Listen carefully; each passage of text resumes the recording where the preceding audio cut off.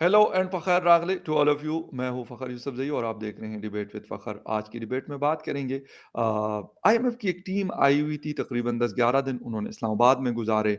बहुत ले-दे हुई, बहुत सारी बातें हुई, मीडिया में भी, इलेक्ट्रॉनिक एंड प्रिंट मीडिया सब में, सोशल मीडिया पे।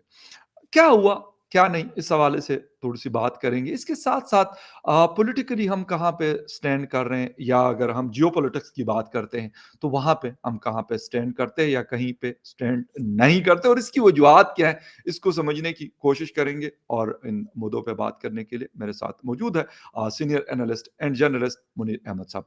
Sir, thank you very much for joining the show. बहुत शुक्रिया फ़खर।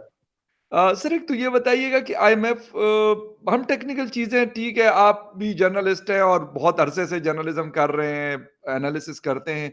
हम टेक्निकल चीज़ों पे नहीं जाते कि जी क्या हुआ, क्या नहीं। लेकिन आईएमएफ के साथ हमारा ये जो रिश्ता है, 23वां प्रोग्राम है और हर दफ़ा हम ये कहते हैं कि जी हम इनसे जान छुड़ा लेंगे, हम इनकी तरफ नहीं जाएँगे। लेकिन फिर भी पिछले 2-3 सालों में अगर देख लें तो 2 हुकूमत, यानी दूसरी हुकूमत है, हर दफ़ा कुछ ना कुछ करके पहले ये खींचते हैं, वेट करते हैं और जब वेट किया जाता है तो उसका सबसे ज़्यादा नुकसान मुझे और आपको होता है, क्योंकि हमें एकदम से हमारे ऊपर बर्डन डाला जाता है। हालाँकि जो पॉलिसी है आईएमएफ की, वो कहते हैं यार ग्रेजुअली आप चीज़ें डालते जाओ, अगर आप प्रोग्राम के साथ हमारे रिफॉर्म्स के साथ चलते हैं। हम ये क्यों करते हैं? अगर हमें पता भी है कि इसके अलावा हमें कोई नहीं कुछ देगा दुनिया में, तो फिर ऑन टाइम हम ये चीज़ें क्यों नहीं करते? बस ये एक अजीब-सी साइकी है हमारी कि हम हर चीज़ को लिंगर ऑन करते हैं और सोच रहे होते हैं कि शायद बुरा वक़्त जो है वो निकल जाएगा और हालाँकि बुरे वक़्त को जब तक आप फेस नहीं करेंगे, आप उसका हल तलाश नहीं कर पाते और उससे निकल नहीं पाते। आप लिंगर ऑन करने से वैसे एक आपको कहूँ तो बहुत सारे लोग कहीं बुरा ना मान जाएँ, कहते हैं जो अंग्रेज़ कौम है और जो बाकी अक़वाम है, वो वक़्त से बहुत पहले सोचती हैं। बिल्कुल। सिख कौम जो है वो सर पर पड़ने पर सोचती है और कहा जाता है कि पाकिस्तानी कौम जब सर से गुज़र जाता है, तो फिर सोचती है।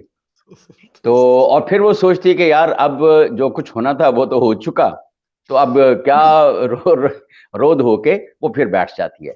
दिस इज़ ये सिर्फ़ ये बुनियादी तौर पर तो एक जोक के तौर पर था। बिल्कुल। लेकिन अब ये जोक जो है, ये हमारी जो कौमी ज़िंदगी है और हमारी जो इन्फ़रादी ज़िंदगी है, उसको बहुत रिफ्लेक्ट करता है जी। और हम एग्ज़ैक्टली ऐसे हैं और ये जोक कोई बिला वजह शायद नहीं बना है।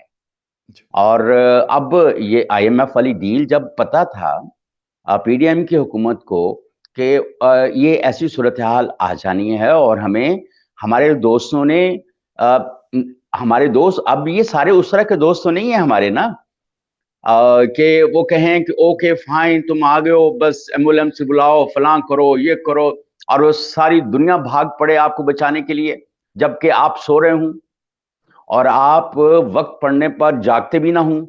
जी। और जब सर पे सारी चीज़ें गुज़र जाती हूँ और इतनी बेवकूफ़ी का मुज़ाहरा करती हूँ और फिर तो आपकी मदद को कोई दोस्त नहीं आएगा, चाहे वो कितना ही अच्छा दोस्त हो। ये बिल्कुल। आपने देख लिया बिल्कुल। कि जो आपके दुबई और आपके यूएई और सऊदीया के दोस्त और फलाँ दोस्त और कतर के दोस्त, तो ये दोस्त, और वो दोस्त, तो वो ये सारे मिडल ईस्ट वाले दोस्त आपके कहाँ गए? और वो सब इस बात का इंतज़ार कर रहे हैं कि आप आईएमएफ के साथ कहाँ खड़े हैं? आप उनके साथ खड़े हैं, वो आपके साथ खड़े हैं कि नहीं हैं? जी। तो जब आपको ये मालूम है, आपको अपनी औकात पता है, तो फिर आपको वक़्त से पहले ही कुछ ऐसे इक़दामात कर लेने चाहिए। जी। और लेकिन आप अब पीडीएम को थोड़ी-सी शर्म कर लेनी चाहिए थी वक़्त पर बिल्कुल। कि आपको पता है, आप अपना वोट बैंक बनाने के लिए पहली बात तो जैसे मैंने बारहा ये कहा है कि नवाज़ शरीफ साहब की अप्रोच बिल्कुल सही थी कि उनको हुकूमत नहीं लेनी चाहिए थी। अब बिल्कुल। शहबाज़ शरीफ साहब और कुछ लोगों ने क्यों हुकूमत ली, ये सबको अब वाज़ेह हो चुका है। और मैं बारहा इस पे भी कह चुका हूँ कि शहबाज़ शरीफ साहब ने शायद अपने साथ वज़ीर-ए-आज़म का एक लाहका लगवाना था, तो अब वो थोड़े दिनों में साबिक हो जाएँगे और उसके बाद उनकी जो सियासी ज़िंदगी है वो शायद खत्म हो जाएगी।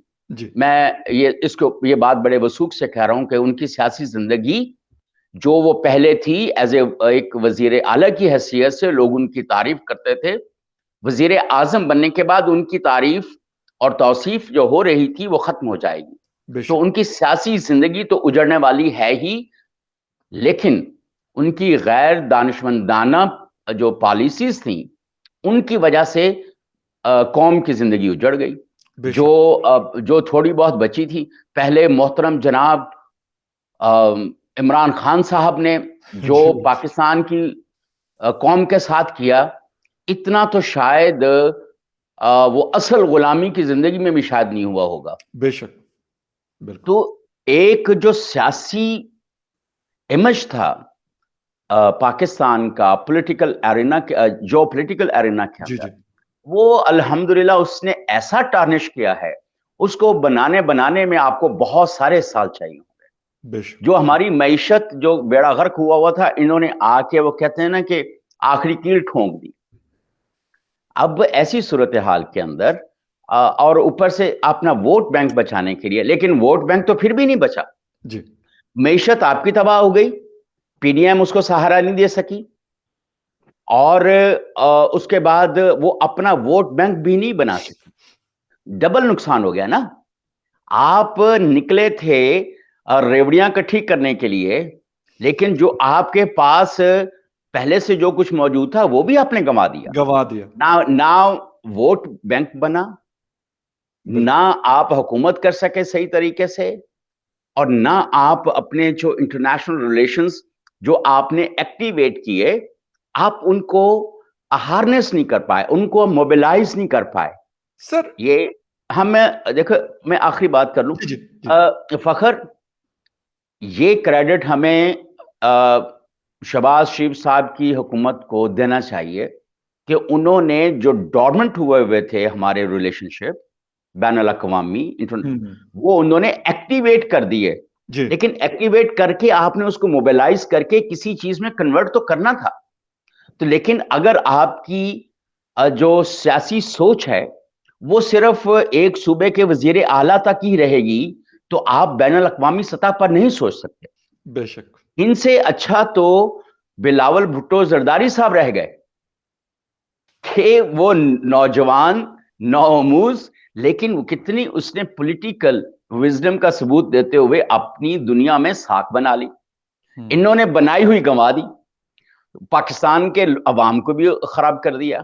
तो ये एक बड़ी सूरत हाल है। लेकिन सर इस चीज़ से हमने निकलना कैसे? क्योंकि जिसकी बात भी हम करते हैं, जिनको भी हम देखते हैं, तो एक बड़ा हम्म, नॉन सीरियस किस्म का एटीट्यूड नज़र आता है। वो पाकिस्तान पीपल्स पार्टी वाले जब बिलावल को कहा गया कि जी उन्होंने 2 या $3000 के शूज़ पहने हुए हैं, तो लोग उसने और उसके लोगों ने कहा कि वो बहुत बड़े रईस और नवाब आदमी, वो पहन सकते हैं।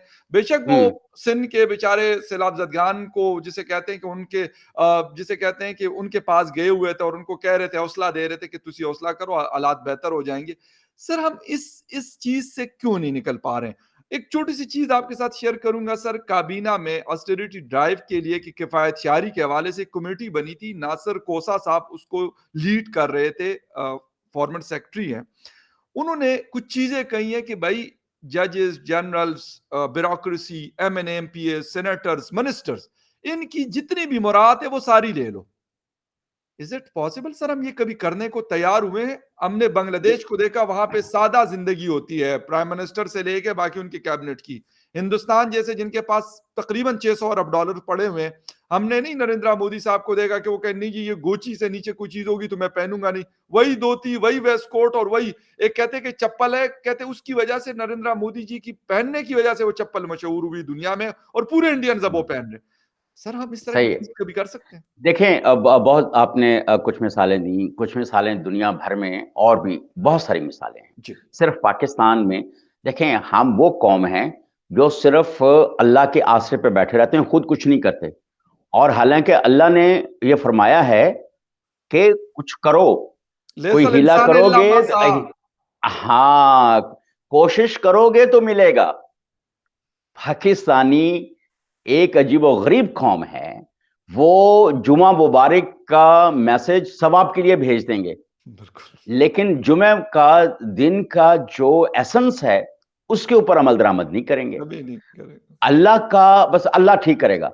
भई अल्लाह ने कहा है कि तुम कोशिश करोगे तो मैं ठीक करूँगा, तुम यस, कोशिश नहीं करोगे मैं ठीक नहीं नहीं करूँगा। करूँगा, बदतर हो जाएँगे। लोग कहते हैं यहूदी ऐसे, तो नसरानी ऐसे, तो फलां ऐसे। वो देखो, अल्लाह ने कभी तफरीक नहीं की मज़हब की बुनियाद के ऊपर। जी, वो उनका जो दीन ईमान है, उसकी बुनियाद के ऊपर जो उनकी पकड़ होनी है, वो तो बाद में होनी है, लेकिन जो वो कोशिश करते हैं, जो वो इनोवेशन करते हैं, जो वो एफर्ट्स करते हैं, जो वो अपनी ज़हानत का, अक्ल का इस्तेमाल करते हैं, फ़ख्र अल्लाह उनका रिवॉर्ड उनको देता है। बेशक। उसकी बुनियाद के ऊपर वो दुनियावी तरक्की करते हैं।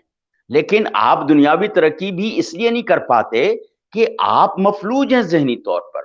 हमारे जो सियासतदान हैं, वो उससे ज़्यादा मफलूज हैं। आपने जी, कहा कि वो जो छोड़ देंगे, वो ऑस्टेरिटी जो ड्राइव है या ऑस्टेरिटी मेजर्स जो सजेस्ट किए गए हैं, तजवीज़ किए गए हैं, उनके ऊपर अमल करेंगे या मर जाएँगे फ़ख्र, ये ऐसा नहीं करेंगे। एग्री। पूरी कौम को मार देंगे, ये ऐसा नहीं करेंगे। मैं आपने ब्यूरोक्रेसी की बात की, आपने अदलिया की बात की, आप फ़ौज की बात क्यों क्यों नहीं करते? जी, इजिप्ट में फ़ौज कम करने की बात की जा रही है और जी, फलाँ जगह कई मुल्कों के अंदर लोग अपने फ़ौज को कम कर रहे हैं। आपको किस चीज़ का खतरा है? अगर आप अपनी आवाम को अपने पाँव पे खड़ा कर देंगे, तो वो फ़ौज की जगह भी लड़ सकती है। बिल्कुल सही, एग्ज़ैक्ट आपने देखें आयशा सिद्दीक़ा की हमने एक दफ़ा पहले भी बात की बिल्कुल, थी। जी, बिल्कुल। मिलिट्री इनकॉर्पोरेटेड कितने साल पहले उन्होंने लिखी थी और उसमें बताया था कि जो इस वक़्त मिलिट्री कॉर्पोरेट माइट है, या वो कितना बड़ा है। तो अब बिल्कुल, आप ये देखें कि और दूसरी तरफ हमारे जो ख़ास तौर पे देखें, जो बेचारा ब्रिगेडियर तक की सतह के लोग जो हैं ना, वो कोई बहुत ज़्यादा अमीर नहीं होते। बिल्कुल ठीक। अगर आपने देखा बिल्कुल सर हो, क मेरे बिल्कुल कितने ठीक कह रहे हैं। ब्रिगेडियर दोस्त हैं, कर्नल जी, दोस्त हैं, वो बेचारे हमारी तरह ही होते हैं। कोई दरमियानी कहीं ज़िंदगी उनकी होती है, मैं ये दरमियानी कहूँगा। दरमियानी लेकिन बिल्कुल, लेकिन जैसे ही आप major general, lieutenant general, general फलां ये जब आप इस तरह की जाते हैं, तो वहाँ पे कितनी मराहत हैं। आप मैंने कोई मेजर जनरल, लेफ्टिनेंट जनरल ऐसा नहीं देखा, जो बहुत ज़्यादा खुशहाल नहीं होगा। अगर बेचारा कोई यस, बहुत ही माठा है, तो शायद वो मेरे और आपकी तरह हो, लेकिन आमतौर पे ऐसा नहीं है।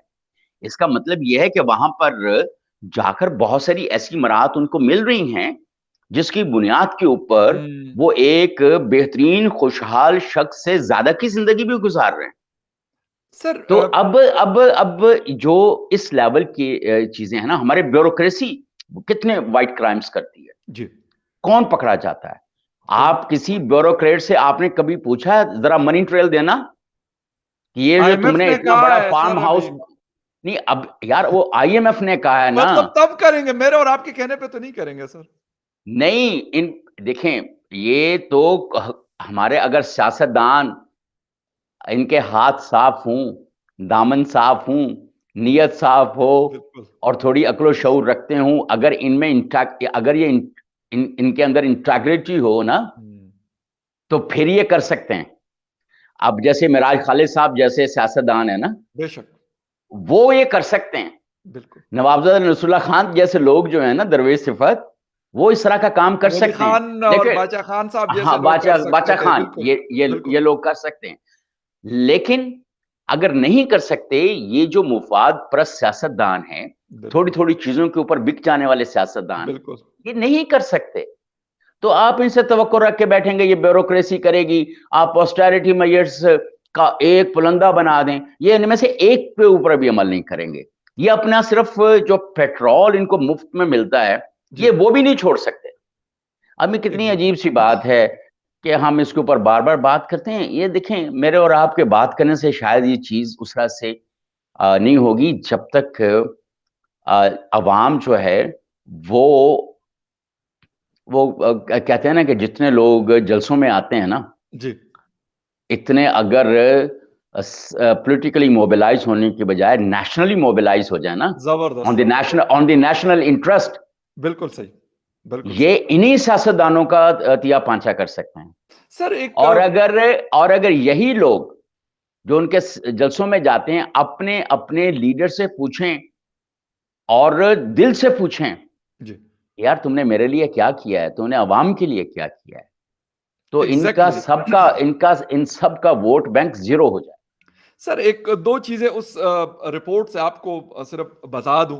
हो सकता है आपने ना पढ़ी हो, लेकिन उसके अंदर ये है कि सरकारी अफ़सरान को बड़ी गाड़ियाँ ना दी जाएँ, रिटायर्ड सरकारी मुलाज़िमीन, आला अदालतों के जुडिशल अफ़सरान और बावर्दी सर्विस वालों से तमाम मुराद, सिक्योरिटी, मुआविन स्टाफ़, यूटिलिटीज़ वापस ली जाए। तमाम अरकान कौमी और सूबाई असम्बली और सेनेटर्स की तनख्वाहें 15% कम की जाएँ।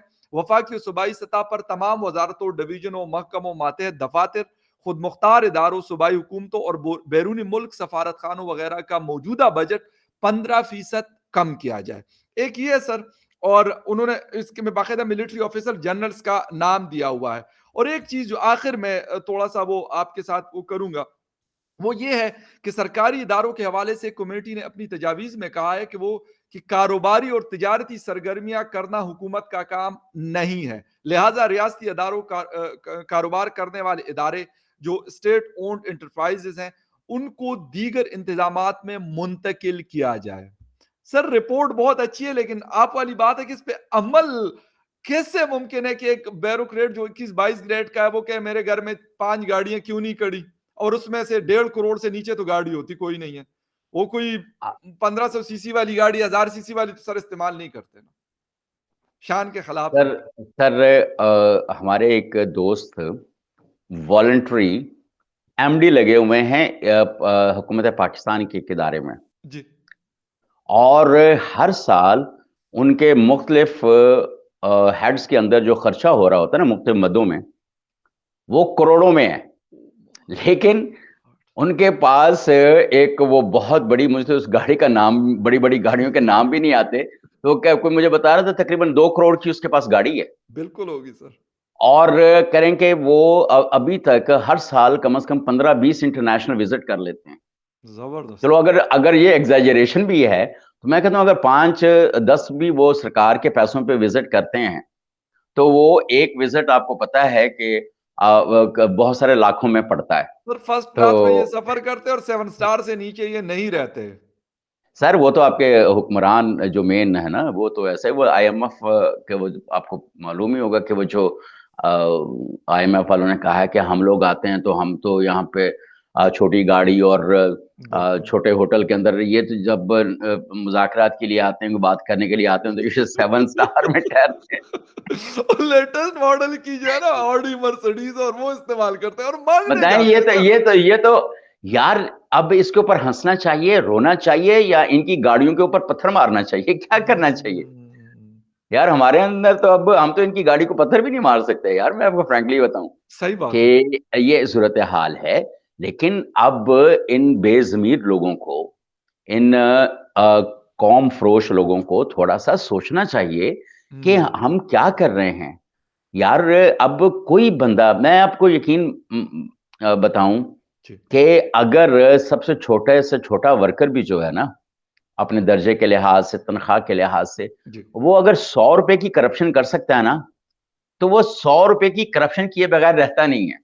यस। वो ये नहीं कहता कि मैंने 100 रुपए की करप्शन नहीं बिल्कुल। करनी। यस। एग्री। अगर वो गाड़ी में से पेट्रोल चोरी कर सकता है सरकार की, तो वो गाड़ी में से पेट्रोल चोरी करता है। करते हैं, बिल्कुल करते हैं। और तो अब अगर ऐसी कोई सूरत हाल हो, तो मुझे बताएं इस कौम का क्या हल हो सकता है सर, कि नीचे से लेके हुक्मरानों तक और रियासती इदारों तक और अदलिया तक, और मेरे और आपके जो साथी हैं, जी। चलें उनकी बात कर रहे हैं। बिल्कुल। मैं कई ऐसे दोस्तों को जानता हूं जो कभी किसी लेविश या किसी सॉरी किसी बड़े अखबार में, मीडिया हाउस में नहीं रहे, लेकिन वो करोड़पति हैं। सर, रेंज रोवर और बड़ी बड़ी गाड़ियों में वो भी फिरते हैं, मैं भी देखता रहता हूँ, क्योंकि आना जाना तो है, उठना बैठना तो हाँ। है। तो अब मुझे बताओ कि हम किसी एक को वो बुरा कह सकते हैं? अब वो जो करोड़ों में की गाड़ियों में या करोड़पति हुए में हमारे भाई जर्नलिस्ट लोग, वो किसके ऊपर ये उंगली उठा सकेंगे? कैसी कोई वो बात कर सर, सकेंगे? वो तो या हिस्सेदार है वो इनके साथ। अवाम, वो तो हिस्सेदार हैं, ठीक है, बिल्कुल ठीक है। शेयर इसी होल्डर है। तरह वो देखें, यहाँ पर हर कोई जिसका जो हाथ पड़ता है वो उसका शेयर होल्डर कह लें या वो उसमें से अपना हिस्सा ले रहा है। सर मलिक तो रियाज से लेकिन आपने और मेरे अलावा तो मेरे ख्याल है जिसका भी हाथ लगा तो प्लाट सबके हैं प्लाट बेरिया में। सकते हैं और उसने वो तो बड़ी ब्यूरोक्रेसी के लिस्टें भी लोग हैं, बता दी हमारे थी। जर्नलिस्ट कम्युनिटी के जो लोग हैं, हमारे रिटायर्ड जजेस हैं, हमारे जो जज जर्नल्स हैं, उन सबको सर हम्म, प्लॉट्स मिले हुए हैं। मोस्टली तो लोगों सब को, मैं ये नहीं कहता कि सबको मिलेंगे, लेकिन मेजॉरिटी को मिले हैं और उन्होंने नहीं लिए नहीं भी वो हैं, इनकार भी नहीं अच्छा किया। अच्छा, अब ये क्यों कहा जाता है कि कोई सीनियर जो सरकारी अफसर है, जी, जॉइंट सेक्रेटरी इस तरह के जी, कई लोग जैसे रिटायर होते हैं वो उनको, या कोई मेजर जनरल टाइप इस तरह के कोई जो जी, सीनियर जनरल्स वगैरह बिल्कुल। या सीनियर सरकारी ये फौजी अफसरान हैं, या इवन तो सुना है कि कुछ जजेस का भी उनका है जी, है बिल्कुल। कि वो, वो तो इसका अलग मतलब कोटा है तो सर। इसका मतलब ये हुआ कि असल ठेकेदार पाकिस्तान का तो मलक रियाज है या उस तरह के लोग हैं। ये बाकी वर्कर्स हैं। बाकी तो सारे वर्कर्स हैं, मैं और आप क्या हैं यहाँ पे? मतलब हम ही बात कर करके अपना वक्त जाया करेंगे और आवाम का भी वक्त जाया करेंगे। लेकिन लेकिन सर एक उनको चीज इससे है। भी बड़ी तकलीफ होती है, जो बात हम कर रहे हैं ना, इसके इससे भी उनको बड़ी तकलीफ होती है। मुझे नहीं पता, हालांकि कुछ उनके एम्पायर में कोई फर्क नहीं पड़ रहा, लेकिन फिर भी उनको अच्छा नहीं लगता कि क्यों अगर दो बंदे बैठकर ये बात क्यों कर रहे हैं। नहीं तो उनको बुरा लगता रहना चाहिए, मेरा ख्याल है। बिल्कुल, बिल्कुल। कम से कम ये भी एक अजीब सी बात है ना, देखें, अगर बुरे को ये लगता है कि उसके ऊपर उंगली उठाई जा रही है और उसको बुरा लगता है, तो ये मैं समझता हूँ कि ईमान की शदीद कमजोरी है।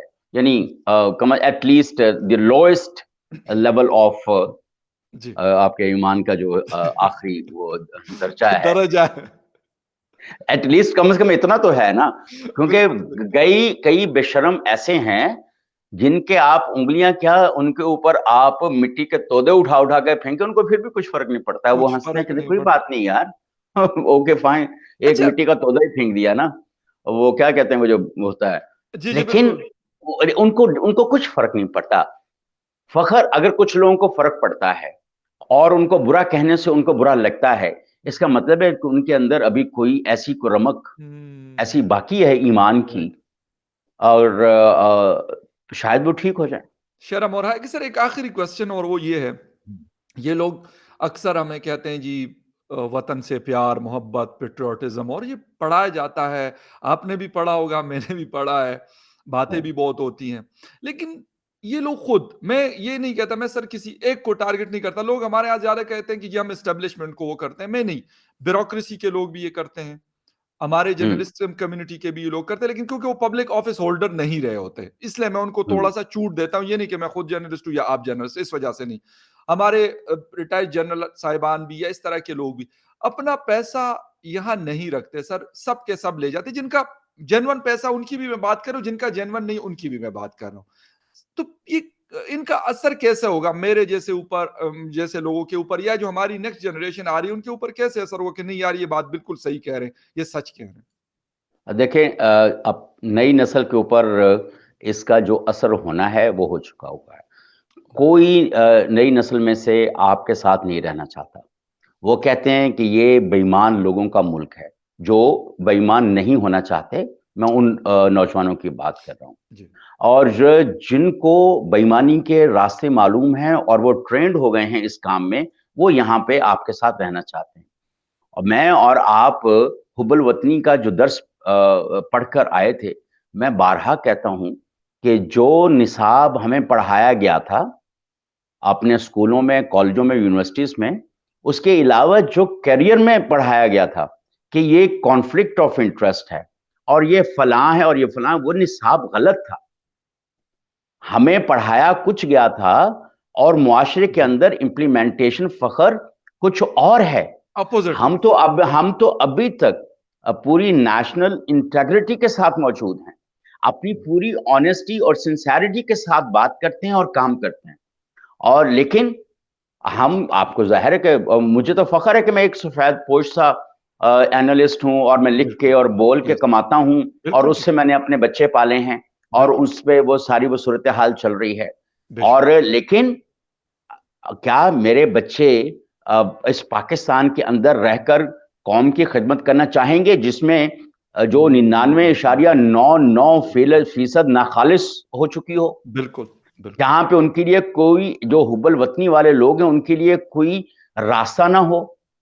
तो बिल्कुल, ये मैं और आपके बच्चों की बात नहीं कर रहा हूं, मैं तो एक जनरल एक बात कर रहा हूं। बिल्कुल सही कह रहे तो हैं, बिल्कुल वो जब उनको पता है, वो अपने इर्द गिर्द नाइंसाफी होते देखते हैं, वो अब जो इतना सोशल और लीगल इनजस्टिस हमारे मुल्क में फैला हुआ है, पॉलिटिकल इनजस्टिस हमारे इर्द गिर्द है, क्या जो एक इंटेग्रिटी वाला बच्चा है वो आपके साथ चलेगा?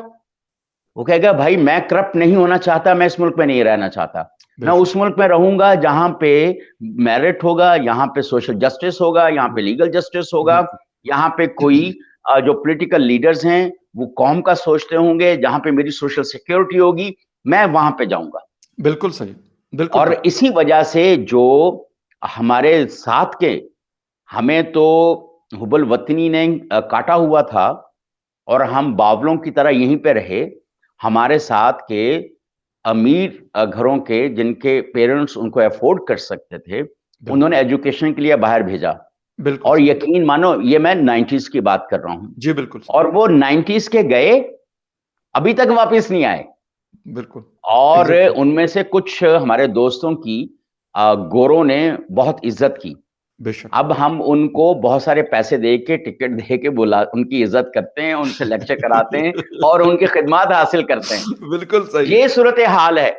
अगर मैं कभी कभी अपने दोस्तों को कहता होता हूँ, तुम खुशकिस्मत हो, तुम्हारे पेरेंट्स के पास पैसा था, उन्होंने तुम्हें बाहर भेज दिया, और तुम अक्लमंद थे कि तुम वहीं पे रुक गए सेटल और डाउन अपनी, हो गए वहाँ अब और अब नहीं, सेटल डाउन हो गए, अपना नाम बनाया, काम किया, बेशक, नाम बेशक, बनाया। और बेशक। अब यह है कि गोरे से इज्जत कराई, अब गोरा आपकी इज्जत करता है तो हम मजबूरी में आपकी इज्जत करते हैं। वरना ना करते, ये करते जो यहाँ पे लोगों वरना के साथ। नहीं करते। मैंने देखा है उसी लेवल के नौजवान हमारे साथ के जो पाकिस्तान के अंदर रहे हुँ, और हुबल वतनी का सबूत दिया, कौम की खिदमत में लगे रहे, उनको वो टके सेर भी नहीं खरीदे जाते। बेशक, जब ऐसी बिल्कुल ठीक सूरत कह रहे हाल में आप नौजवानों से क्या एक्सपेक्ट करते हैं? हैं। एग्री आपका सर, ब्रेन ड्रेन क्यों हो रहा है? एग्री, अब पीटीआई की हुकूमत में लोगों को बड़ी उम्मीद हुई थी, कुछ लोग आए, खजल ख्वार हुए, उसके बाद वापस चले गए। उन्होंने सर तौबा कर ली कि आइंदा जो है हम मतलब ये वाली गलती हम आइंदा नहीं करेंगे। हालाँकि वो शुरू में कह रहे थे कि वो लंदन में कोई पासपोर्ट जला रहे हैं। मैंने कहा भई वो वाला पासपोर्ट ना जला देना जो आपको यूके ने दिया हुआ है, आपको अमेरिका ने दिया हुआ है, वो ना जलाना, ये वाला जला के दोबारा भी बन जाएगा। वैसे ही 4 बदतरीन पासपोर्ट्स में से लेकिन वो 10 बेहतरीन में से जो आपके जेब में। खैर सर यार बहुत आप ही यकीन जी, माने, आपको भी कई दफा इत्तेफाक हुआ होगा मुल्क से बाहर जाने का। बिल्कुल। हमारे साथ जो हुस्न सलूक होता है, सर छोड़ें, उस पे किसी अलग से बिल्कुल बात करेंगे और छोड़ें। नहीं वो सर बिल्कुल एक हकीकत है। एक तलख हकीकत है, हमें बुरा लगता है लेकिन हम बात करते हैं तो तब भी अच्छा नहीं लगता। कोई और हमारे हवाले से इस तरह की बात करते हैं तो हमें वो भी बुरा लगता है। लेकिन क्योंकि हुँ, हकीकत छुप नहीं सकती, जो फैक्ट है वो फैक्ट है और हमें इसको बदलना है। इसके लिए लेकिन उसके लिए बहुत सारा काम चाहिए। ये वाले ड्रामे नहीं जो अभी तक चल रहे हैं 75 सालों से।